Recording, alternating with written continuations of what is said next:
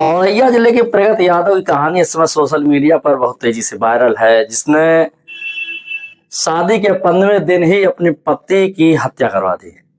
जब पोस्टमार्टम की रिपोर्ट आई तो उसके अनुसार उसके गर्दन और सर के बीच में 9 बार तेज हथियारों से हमला किया गया और कनपटी के पास सटाकर उसको गोली मारी गई।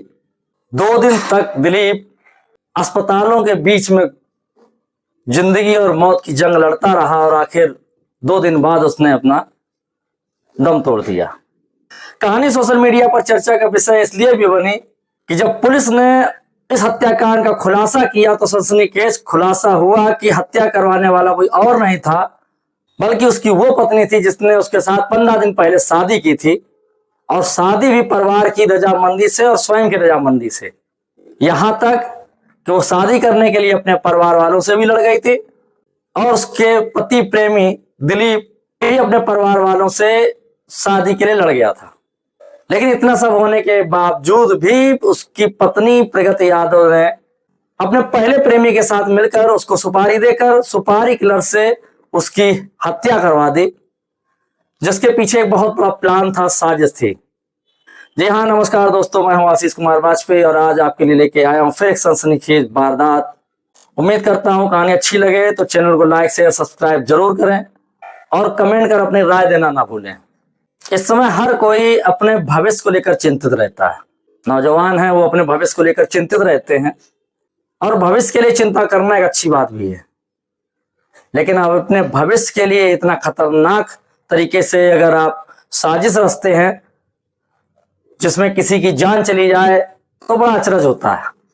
और जान भी ऐसे व्यक्ति की जो आपका पति हो, जिससे आपने 15 दिन पहले ही शादी की हो, और शादी करने को उद्देश्य केवल इतना रहा हो कि आपका भविष्य बड़ा ही उज्जवल हो जाएगा, आप करोड़पति हो जाएंगे, पति के मरने के बाद में उसकी संपत्ति आपके नाम हो जाएगी और आप खुशी खुशी अपने प्रेमी के साथ रह लेंगे।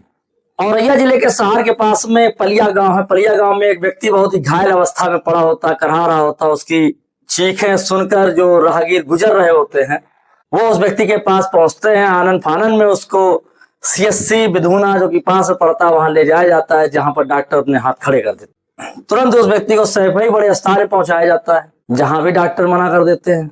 इसी बीच में उस व्यक्ति के मोबाइल पे, जो व्यक्ति घायल था, उसके मोबाइल पर एक कॉल आती है। कॉल को रिसीव करने वाला दरोगा उधर से पूछता है कि आप कौन बोल रहे हैं, तो बताता है कि वो अपना नाम संदीप बताता है कि जिस व्यक्ति का मोबाइल है उसका छोटा भाई है।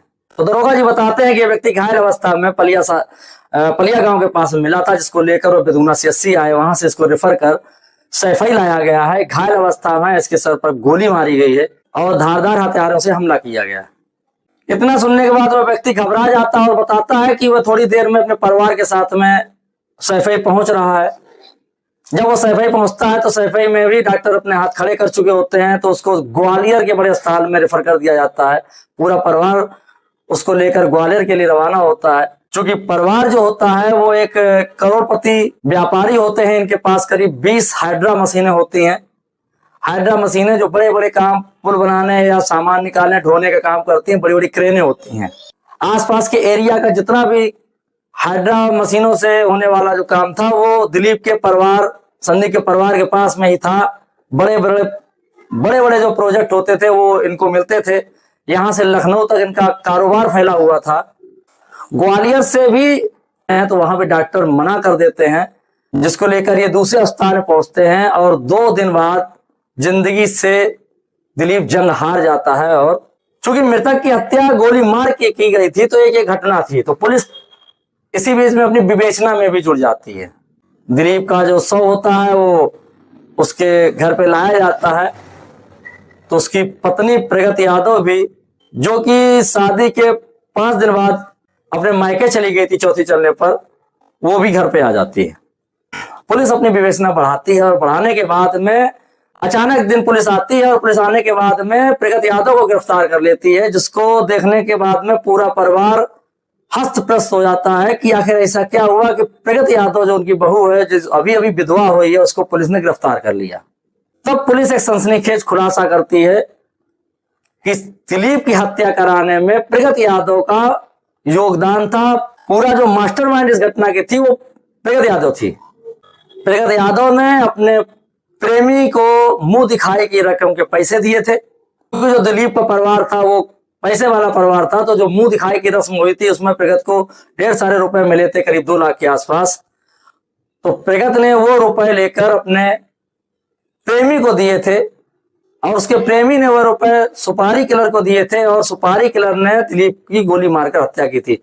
जब प्रगति यादव से सख्ती से पूछताछ की जाती है तो कुछ और भी नई कहानी निकल के सामने आती है, जो कि इस समय सोशल मीडिया पर बहुत ही चर्चा का विषय है कि अभी मुस्कान साहिल का एक हत्याकांड हो ही चुका है, जिसमें मुस्कान अपने प्रेमी साहिल के साथ मिलकर अपने पति को बेरहमी से काटकर 15 टुकड़े में ड्रम में सीमेंट से जमा कर देती है, जाम कर देती है और अयासी करने के लिए उसके साथ में शिमला चली जाती है।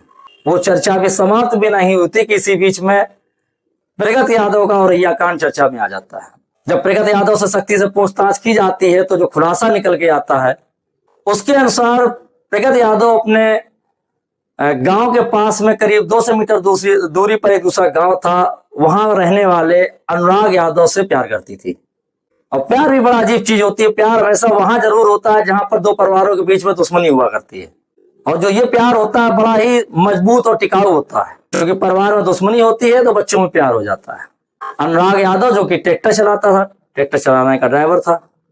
प्रगति यादव का संबंध उससे करीब 4 साल पुराना था, यहां तक कि ये लोग होटल में मुलाकात भी करते थे, साथ में जीने मरने की कसम भी खाते थे। और प्रगति यादव कहा करती थी कि वह उसका साथ कभी नहीं छोड़ेगी, वह शादी करेगी तो उसी के साथ करेगी। लेकिन शायद अनुराग यादव के मन में प्यार कम था, वो प्रगति को केवल इस्तेमाल कर रहा था। इसी बीच में प्रगति की इस प्रेम कहानी का पता उसके भाई को लग जाता है। अब प्रगति के और अनुराग के सपने बड़े थे, लेकिन उनके पास काम केवल ड्राइवरी का था। इसी बीच प्रगति ये देखती है कि उसकी बहन की शादी, जो उसकी बड़ी बहन थी पारुल, उसकी शादी संदीप के साथ हुई थी और उस परिवार में 20 से ज्यादा हाइड्रा मशीनें थी। परिवार का कारोबार बहुत बड़ा था, पैसे की कोई कमी नहीं थी। पारुल जब भी घर आती थी बहुत ही खुश रहती थी। तो प्रगति ने एक यहाँ पर षड्यंत्र रचा। उसने अनुराग से कहा कि क्यों ना वह अपनी बहन के देवर से शादी कर ले और शादी करने के बाद वह उसके पति को मार दे। जब वो उसके पति को मार देगा तो वह विधवा हो जाएगी।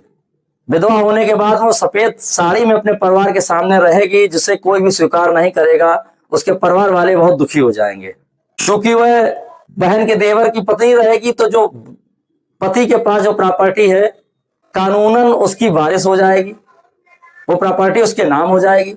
परिवार वाले उसकी शादी का दबाव डालेंगे, वह शादी से मना कर देगी। अगर वो जबरदस्ती किसी लड़के को उसके साथ शादी करने के लिए कहते भी हैं तो वह मना करती जाएगी और किसी भी सूरत में शादी नहीं करेगी, क्योंकि अभी वह जवान है तो परिवार वाले उसको इस स्थिति में नहीं देख पाएंगे। ऐसी स्थिति में उनके सामने जो विकल्प बचता है वह तुम्हारा ही बचता है। मैं तुम्हारा नाम परिवार के सामने रखूंगी कि अब मैं विधवा हो चुकी हूं, ऐसी स्थिति में मुझे केवल प्यार अनुराग ही कर सकता है और मैं शादी करूंगी तो अनुराग से करूंगी। प्रगति ने कहानियों में लड़के लड़कियों को सपने दिखाते हैं, लेकिन यहाँ पर प्रगति ने अनुराग को शादी के सपने दिखाए। प्रगति ने अनुराग को पैसे वाला बनने के सपने दिखाए, जिसमें अनुराग भी फंस गया। उसको भी लगा जो प्रगति कह रही वो सही है, जब वो विधवा हो जाएगी तो उसके परिवार के सामने मजबूरी हो जाएगी कि शादी उसी के साथ करा दी जाए। अब प्रगति अपनी बहन पारुल के घर अक्सर आया जाया करती थी। इसी बीच में प्रगति और दिलीप के बीच में प्यार पनपने लगा।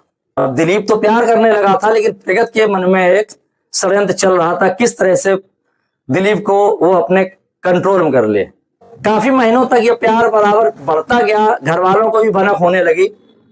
दिलीप ने अपने घर वालों से कह दिया वह शादी करेगा तो प्रगति से ही करेगा, और इधर प्रगति ने भी अपने घर वालों से कह दिया कि शादी करेगी तो अनुराग से ही करेगी।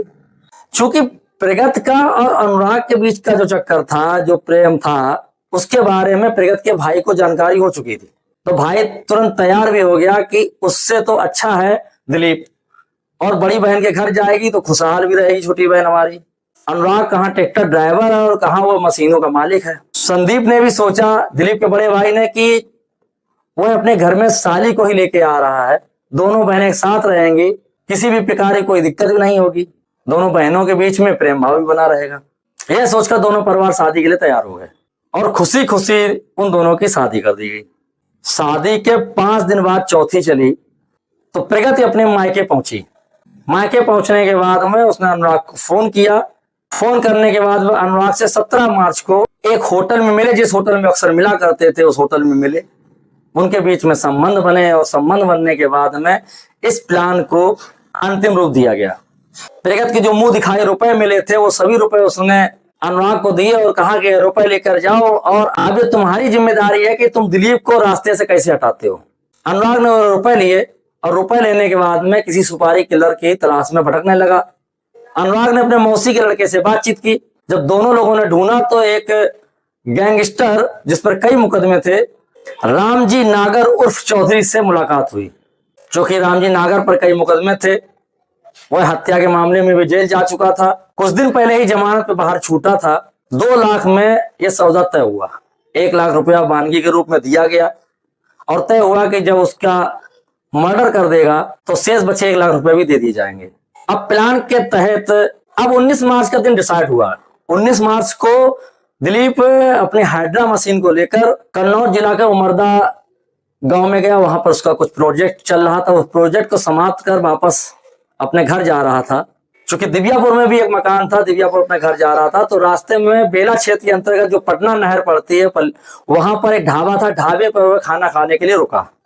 इसी बीच में उसके पास में 3 युवक आए अपनी मोटरसाइकिल पर। उन्होंने उससे कहा कि मेरी गाड़ी करीब 8 किलोमीटर दूर एक पलिया गांव है, उसके पास में नहर में गिर गई है उसकी कार, और वह किसी हाइड्रा वाले को ढूंढ रहे हैं, क्रेन वाले को ढूंढ रहे हैं जो उनकी गाड़ी को बाहर निकाल सके। क्योंकि दिलीप का काम ही यही था कि मशीन से इस तरह की कार करना। तो उसने सोचा घर तो जा ही रहे हैं, किसी बहाने कुछ इनकम हो जाएगी। इसी बीच में संदीप ने दिलीप को फोन भी किया कि तुम इस समय कहाँ पे हो। तो दिलीप ने बताया कि वह इस समय पटना नहर के पास ढाबे पर रुका हुआ है यहाँ खाना खाने के लिए, और 3 लोग आए हैं, उनकी कार नहर में गिर गई है, देखते हैं अगर सौदा पड़ जाता है तो उनकी कार निकालने के लिए चला जाएगा, तो कुछ पैसे भी मिल जाएंगे और घर तो अब जा ही रहा है। तो संदीप ने कहा ठीक है, जैसा भी हो फोन कर बता देना। तीनों लोगों ने दिलीप से बातचीत की तो उन्होंने कहा कि एक काम करो, पहले वो चल के देख ले, चल के क्या उनकी मशीन गाड़ी को निकाल पाएगी।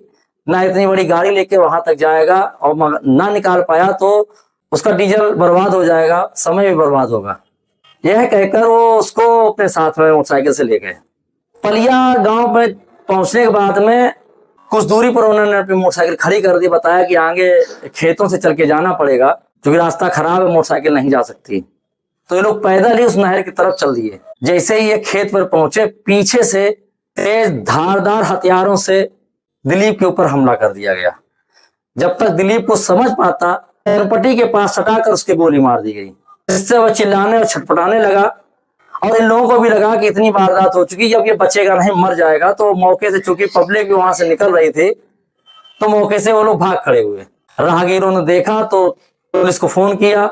पुलिस आई और उनको लेकर सीधे CSC विधुना लेके गई, जहां से डॉक्टरों ने उसको रेफर सैफई किया। सैफई से ग्वालियर रेफर किया गया। पुलिस ने अनुराग यादव को, प्रगति यादव को और रामजी नागर उर्फ चौधरी को गिरफ्तार कर लिया है।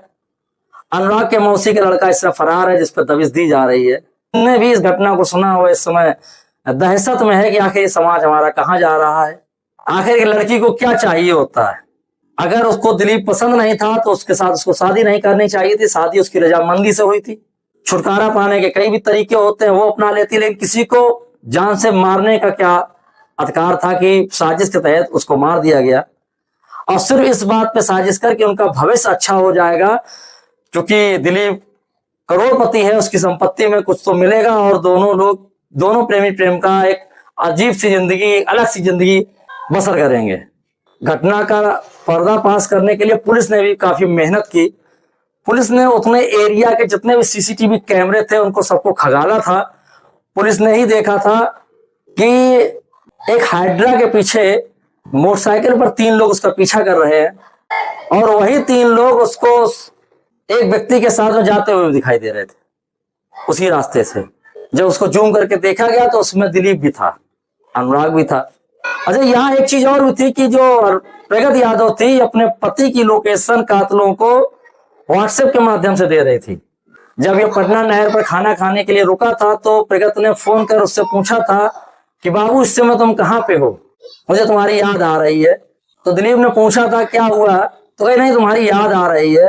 अब चूंकि मियाँ बीवी थे, रोमांटिक बातें तो होती थी, उसी रोमांटिक बातों में दिलीप ने अपनी लोकेशन बता दी थी। और ये जितने भी सभी अभियुक्त थे ये आपस में व्हाट्सएप कॉल के जरिए बातचीत कर रहे थे। उसी लोकेशन के आधार पर कातिल लोग दिलीप के पास पहुंचे थे। लेकिन कानून के हाथ लंबे होते हैं, और अगर पुलिस वाले ईमानदारी से अगर किसी घटना की विवेचना करते हैं तो पूरी तहकीकात कर देते हैं। और 24 मार्च को पुलिस ने पूरी घटना का राजफाश किया। नौजवानों में इस समय दहशत भी है, वो वह शादी करें तो किससे करें। साहिल और मुस्कान का कांड इसमें चर्चा में ही है। सौरभ ने मुस्कान के साथ में प्रेम विवाह किया था, उसके बावजूद भी उसको ड्रम में पाया गया। दिलीप ने भी प्रगत से प्रेम विवाह ही किया था, वो परिवार वाले रजामंदी से तैयार हो गए थे, इसके बाद में भी वो मार दिया गया। इस घटना पर आपकी क्या राय है, आपकी क्या कमेंट है, वह चैनल पर जरूर करें। और अगर कहानी पसंद आए तो चैनल को लाइक शेयर सब्सक्राइब जरूर करें।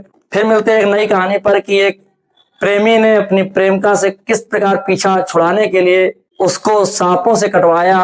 तो चैनल पर बने रहें और चैनल को लाइक शेयर सब्सक्राइब जरूर करें। तब तक के लिए जय हिंद, जय भारत।